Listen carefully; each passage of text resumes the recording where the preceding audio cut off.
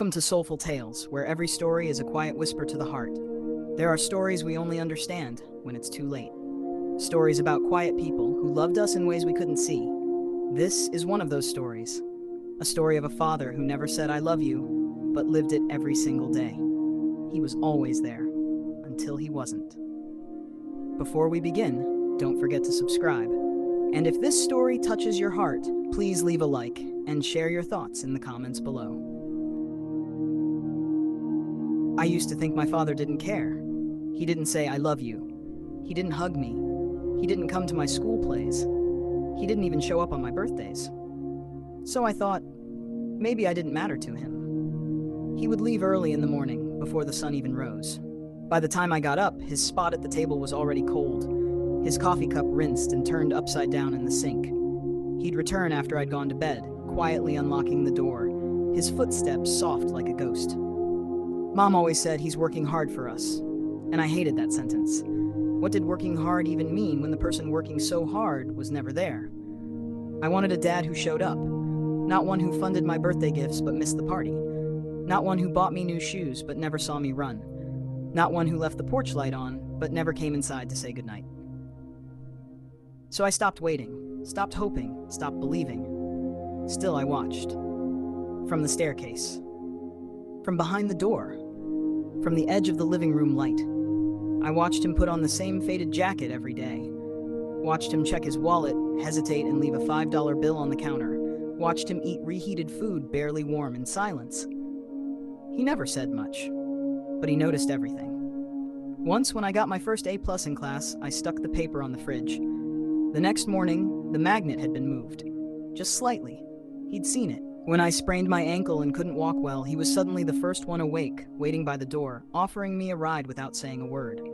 But still he didn't come to the school play, still missed birthdays, still left before the birds even sang. So in my heart I buried him. Not literally, but emotionally. I decided this is the kind of father I have. Distant, silent, absent. I told myself I didn't care, but I did. Every empty chair, every unopened card, every late dinner told me so. One year I decided to write him a letter. I was 13, angry, lonely. I poured it all out. How it felt to win awards and come home to no one. How it felt to see other kids hug their dads while mine stood across the room. How I hated his silence. How I didn't want his money. I wanted his voice. I never sent it. I left it in my drawer. Years later, when we were cleaning out his things, I found it, folded, in his wallet. He had read it, carried it. All that time. After he passed, people came. Neighbors, co-workers, people I had never seen before. They told stories I had never heard. He used to fix everyone's pipes on the weekend, wouldn't take a dime. He helped my son with math when no one else could.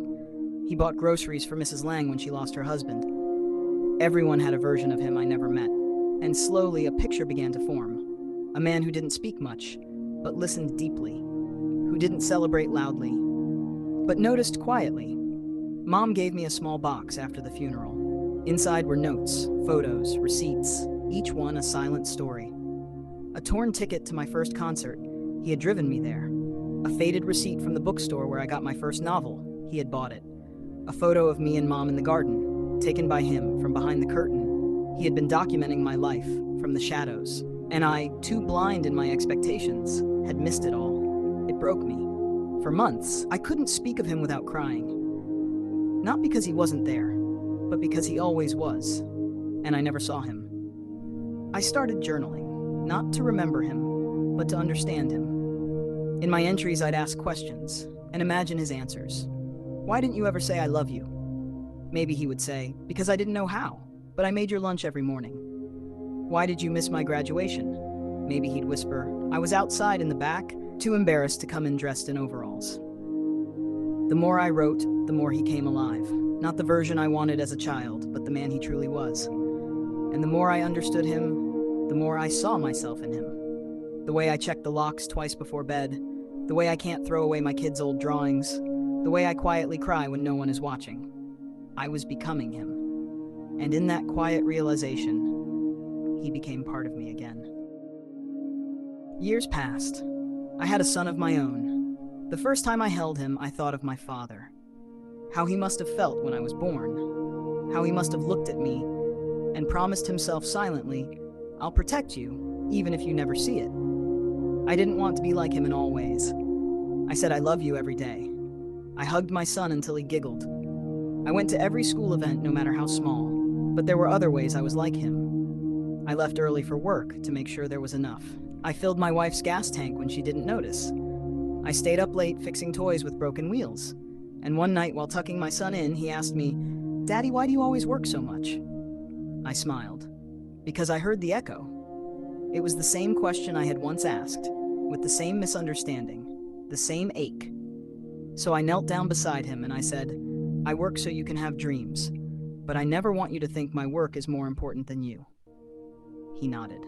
And just as he was about to drift off, he mumbled, "I love you, Daddy." And in that moment, the weight of all those years lifted just a little. Because I had broken the cycle. Because I had finally understood. Because my father, in all his silence, had been the one to teach me how to love loudly. On the 10th anniversary of his death, I took my son to the park, the same one my father once sat in every Sunday. We found his favorite bench, old, wooden, slightly cracked. I told my son about him. Not just the facts, but the feelings. About the man who fixed broken things without being asked. The man who didn't say, "I'm proud of you," but kept every newspaper clipping of my school awards. The man who didn't hold my hand, but stood between me and traffic without blinking.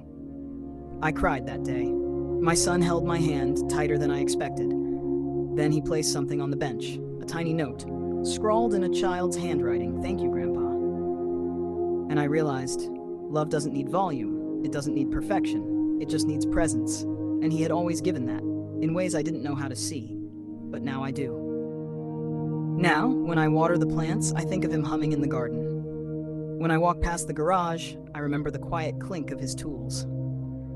And when the porch light flickers on at night, I feel like he's still watching, still leaving it on for me. I don't visit his grave often. He wouldn't want that. But sometimes when I drive home late, I take the long way past the old factory he worked at, past the diner where he'd sit after shifts, and I whisper, "I saw it all. Eventually. Thank you." Some people teach love with words, some with touch, some with poetry. My father taught it with silence, with small gestures, with sacrifice, and now I teach my son both. I say it, I show it. I also leave the light on, because one day he'll grow up, and maybe he'll forget the words, but he'll remember the light, the warmth, the quiet things, and maybe then he'll sit his own child down and say, "There was a man who didn't say much, but he loved so deeply. He made the silence feel full. He was always there until he wasn't, and now he always will be." Thank you for staying with this story until the very end. Sometimes it takes a lifetime to understand love, and sometimes the quietest people leave the loudest echoes. If this story touched your heart, please take a moment to give it a like. Leave a comment, we'd love to hear your thoughts or your own story. And if you haven't yet, please subscribe to Soulful Tales for more stories that speak gently to the soul. Until next time, stay gentle and keep listening to the quiet voices that love you.